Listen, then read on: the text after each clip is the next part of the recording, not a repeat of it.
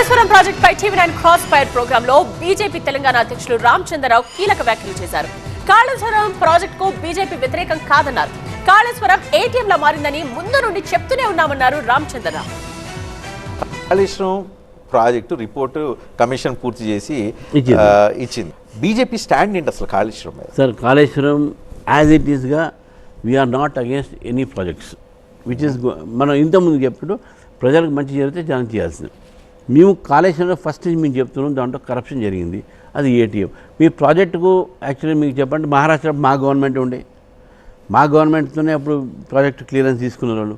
ఆ గవర్నమెంటే no objection చెప్పింది. ఈ ప్రాజెక్టుకు సహకారం దానివల్ల అయింది. అందుకే నేనేమంటున్నా అంటే యాజ్ ఎ బీజేపీ ప్రెసిడెంట్గా ఈ ప్రాజెక్టుకు మేము we're never opposed. We're oppose only in the corruption of the cash. మేము అందుకని అది ఏటీఎం చెప్తూనే ఉన్నాం.